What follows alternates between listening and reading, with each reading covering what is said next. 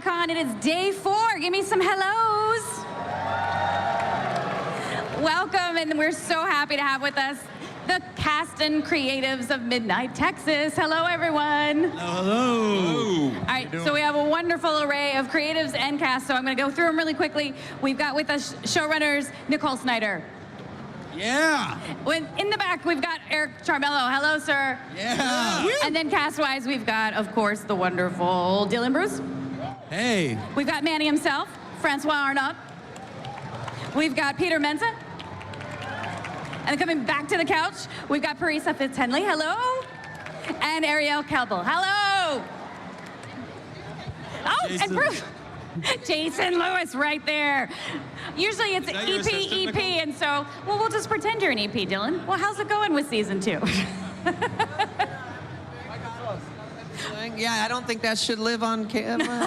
It was good when you couldn't hear what I was saying. It is so great to have you guys back. So I'm going to start with the master brains and just ask a little bit of Nicole and Eric. You guys had a great little tip up at the end of season 1 about some new proprietors coming into town, and they are going to mix it up as usual in our sweet little haven of special supernaturals. So tell me about where we're going to be, maybe timeline-wise, when we come back in the first episode, which premieres October 26th.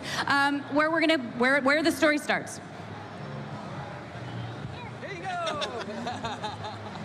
Well, it's 2 months after the finale ended. And Manfred and the Midnighters have vanquished Kolkanar. Yay! But we'll soon learn that there's a price that Manfred had to pay for taking in 6 demons to vanquish Kolkanar. Oh. So we inherit that hanging chad. We also inherit the hanging chad of the new hotel opening up. Yeah. And as we primed in the finale last year, Manfred sees ghosts in the second story. But we'll soon find out that ghosts are the least of the Midnighters' worries this season at the new hotel. And there's a lot of bad stuff happening behind closed doors. So much trouble in this little hamlet of ours. All right, well, we'll ask Manny in terms of François. Let's just talk about the sacrifices. You know, we spent a lot of season 1 with him kind of hesitantly connecting to this town. And now that you've committed to being there for season 2, what's Manny's, kind of push and pull on being part of the town, saving the town, whatever's going to happen with the with the sacrifice that you made to save everybody? So Manfred's finally come to terms with his newfound family, but as soon as that happened, he finds himself dreaming, having these horrible nightmares where he hurts them all. Ooh. And then, ends up wondering if those nightmares may just be foreshadowing something horrible. Ooh. So he finds himself to be the threat to the very thing that he just ended up saving in season 1. Oh, no. That sounds problematic. Yeah. Here's Manny. All right, so we'll think a little bit. We ended with a wedding with Lem and with Olivia, so that was really beautiful at the end of season 1.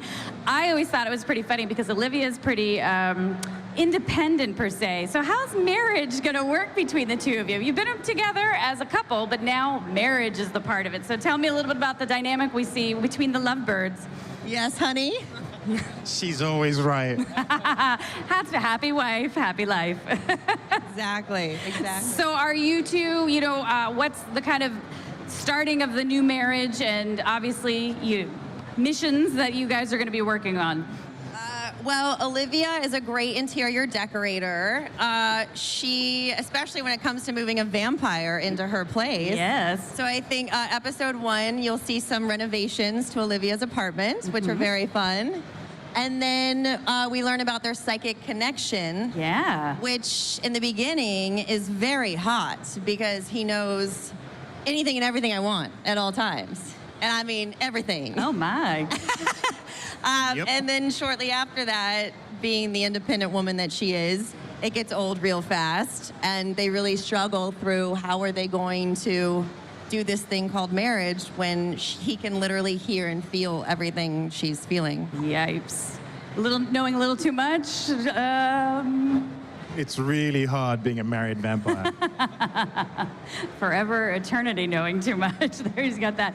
So we also had Bobo, and which is amazing. And we had Fiji finally get together. Fiji. And I have and together and together and together. Yeah, and together and together and together. Exactly. She stayed with her virginity for quite some time, and then found the right man, and now you guys are together. So how does that work out when you guys are all that passion, which can be great, but then also be problematic?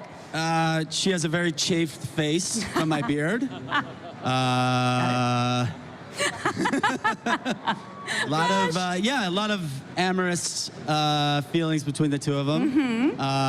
But no honeymoon lasts forever now, does it? No. So yeah, there's some definite obstacles that will come up with them being so in love, and some craziness ensues. Yes, and for the last wonderful relationship, you know, Joe is going to have a triangle this season, right? Joe's got some issues. Yes. What kind of triangle are we talking There's about? going to be another somebody horning in on his relationship. Yeah, someone horning in on his romance that seemed pretty darn stable, right? Well, I think Joe's been living in a world where he's, you know, been hiding from his truer nature and really engaging the fullness of himself for so long. And yeah, this season has him figuring out now that he doesn't have to hide from an angel that's vindictive and wants to destroy him and Chewie. What's his role in the world? And a little bit of an identity crisis. Yeah, it's not a midlife crisis because he's lived too many lives. But yeah. That happened when you were 500 years old. Well, we are very excited to see season 2 premieres October 26th on NBC. Guys, sounds like a lot to come back to, right? It's really good. Yes. Yeah. No I idea. encourage you to check it out, guys. All right, everybody. If you love Happy season Halloween 1. early. Yay! Let's give everybody a big hand here. Thank you. Make sure you stick around. We got the cast and the crew for The Tick coming up right now. Thank you, everybody. Thanks for being with us. so Very much. Thank you all.